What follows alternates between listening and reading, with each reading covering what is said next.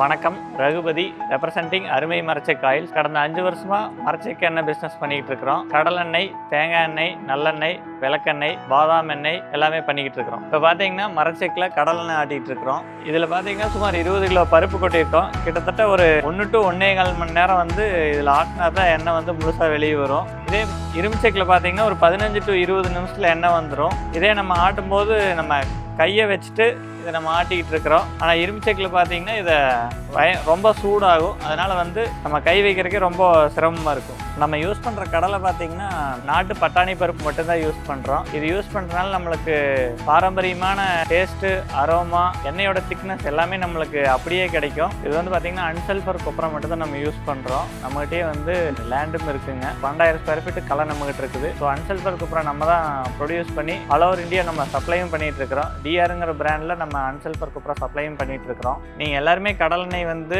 Plastic பாட்டிலில் தான் பார்த்துருப்பீங்க.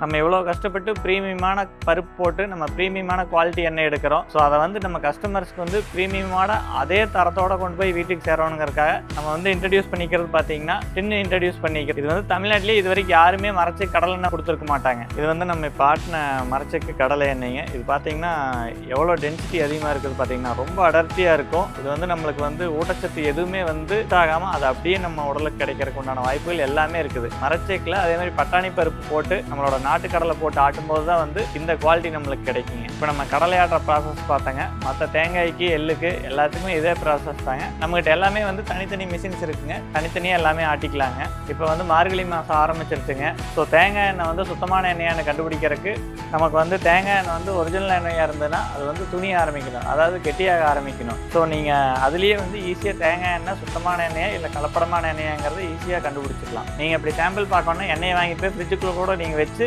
டெஸ்ட் பண்ணி பார்த்துக்கலாம். இந்த உடச்ச தேங்காய் எவ்வளோ வெள்ளையாக இருக்குதோ அதே குவாலிட்டி தரத்தை வந்து நாங்கள் தேங்காய் எண்ணெயில் கொடுக்குறோம். சுத்தமான தேங்காய் எண்ணெய்ங்கிறது இது மாதிரி இருக்கிறது பனிக்காலத்தில் இது மாதிரி மாறணும். இல்லைன்னா நீங்கள் ஃப்ரிட்ஜுக்குள்ளே ஒரு 10 minutes வச்சிங்கனாலே இந்த மாதிரி மாறிடும். இந்த வகையில் வந்து நீங்கள் தேங்காய் எண்ணெய் வந்து சுத்தமானதாக இருக்காங்கிறது பரிசோதித்து பார்த்துக்கலாம். நாங்கள் சுத்தமான சல்ஃபர் இல்லாத தேங்காய் எண்ணெய் தயாரிக்கிறது இல்லாமல் அந்த தேங்காய் எண்ணெய் மூலப்பொருளாக வச்சு ஒரு 14 வகையான சோப்புகளை தயாரிச்சுட்டு இருக்கிறோம். அதுக்குண்டான மூலப்பொருள் பார்த்தீங்கன்னா எங்கள் தோட்டத்தில் நாங்களே விளைவிச்சிட்டு இருக்கிறோம்.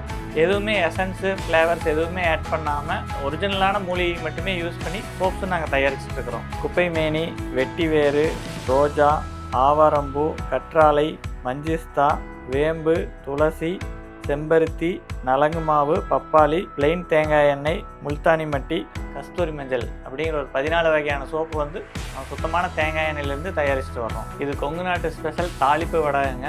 இதுவும் நம்ம வந்து ஸ்பெஷல் கேர் எடுத்து பண்ணிகிட்ருக்கிறோம். இது வந்து அரிசியும் பருப்புக்கு போட்டு யூஸ் பண்ணலாம். அப்புறம் பார்த்தீங்கன்னா நீங்கள் எல்லா குழம்புக்குமே வந்து இது போட்டு யூஸ் பண்ணும்போது உங்களுக்கு டேஸ்ட் வந்து இன்னும் அதிகம் பண்ணி கொடுக்கும். இன்னும் சாப்பிட்லாங்கிற ஆசையை வந்து இன்னும் தூண்டிகிட்டே இருக்கும். இதில் என்னென்ன இன்க்ரீடியன்ட்ஸ் யூஸ் பண்ணுறேன்னா உளுந்து, வெங்காயம், பூண்டு, வெந்தயம், சீரகம், கறிவேப்பிலை, உப்பு, கடுகு இதெல்லாமே யூஸ் பண்ணி தரமான முறையில் வந்து தாளிப்பு வடை தயாரிச்சுட்டு இருக்கிறோம். ஒரு பூரி சுட்டாலோ இல்லை கச்சாயம் சுட்டாலோ பொங்குங்கிறது ஒரு பொதுவான கருத்து எல்லாத்தையும் இருக்குது. ஆனால் வந்து நம்ம வந்து நாட்டுக்கடலை, பட்டாணி கடலை யூஸ் பண்ணி தயாரிக்கும் போது அந்த பொங்குற பிரச்சனை எதுவுமே இருக்காது. இப்போ அதை வந்து நம்ம நேரடியாகவே கச்சாயம் சுட்டு பார்க்கலாங்க.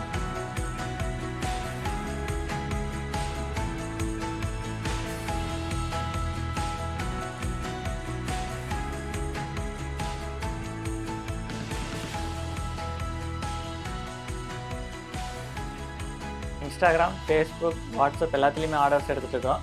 இந்தியா ஃபுல்லாமே நாங்கள் ஹோல்சேலு, ரீட்டெயில் ரெண்டுமே ஃப்ரீ டெலிவரி பண்ணிகிட்ருக்குறோங்க. உங்களுக்கு தரமான பாரம்பரிய முறைப்படி மரச்செக்கெண்ணெய் நீங்கள் வாங்கணுன்னா அருமை மரச்செக்கெண்ணெயில் கண்டிப்பாக வாங்கலாம்.